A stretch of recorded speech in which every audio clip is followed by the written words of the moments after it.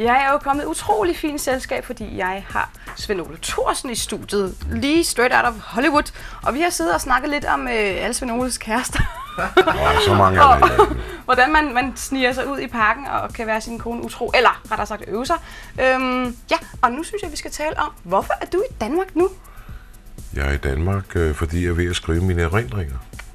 En viking i Hollywood. En bog? Mit eventyrlige liv. Jeg synes, mit liv har været eventyrligt. Og da jeg havde et møde med Egmont, som min manager Uffe Semlis satte op, var de meget begejstrede. Vi havde et møde faktisk lille juleaften med bestyrelsen. Så den kommer ud til november i år og skal være årets julegave. Det er smart. Og der er altså mange røverhistorier, ikke? Sådan lidt, eller dem, som du fortalte tidligere, som gav mig helt røde ører. Jo. Og der er også, den bliver også, når den bliver lavet, så er der et lommetørklæde i bogen.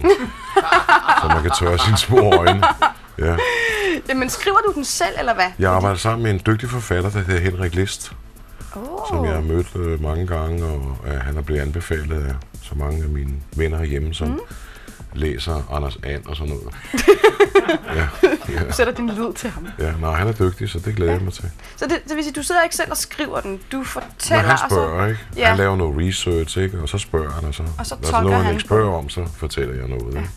Og så er der også sat interviews op med Arnold og Sharon Stone og nogle mennesker, jeg har arbejdet sammen med, så der kommer nogle af deres røverhistorier, ikke? Fordi Sharon Stone for eksempel sagde engang til mig, ved du hvorfor jeg godt kan lide dig, Svend? Så nej, det ved jeg ikke. Så kan du huske på Total Recall, hvordan du svinede mig til at kalde mig fed?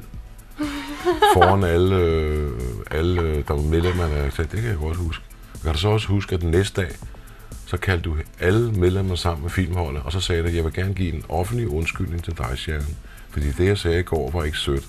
Undskyld. Og da du sagde det, Svend, så synes jeg, at du var rigtig sød, og det er derfor, at jeg godt kan lide dig som ven. Det er cool. Så. Det synes jeg. Så nu har du simpelthen sagt ja til at medvirke i den her bog.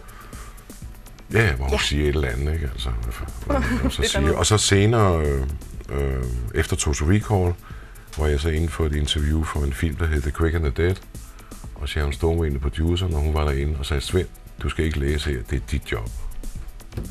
Cool. Det er den, hvor Leonardo også er med, ikke? Ja. Leonardo DiCaprio. Ja. Hvordan er han? Han er rigtig sød, og rigtig. Dengang var han jo meget ung, ikke?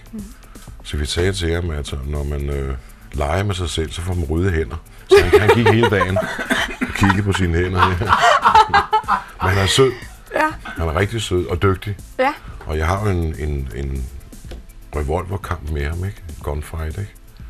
Hvor han skyder mig, og jeg giver op. Og... Altså ikke noget. Ja, men han er rigtig sød. Det er jo ikke realistisk, at du sådan vil give op.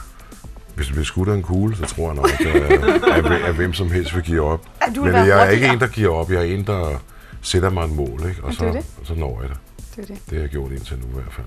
Så vi glæder os til at læse din bog. Men det er jo ikke den eneste grund til, at du er her. Du er også med i programmet Showtime. Aha. Og det snakker vi om, når vi vender tilbage. Aha.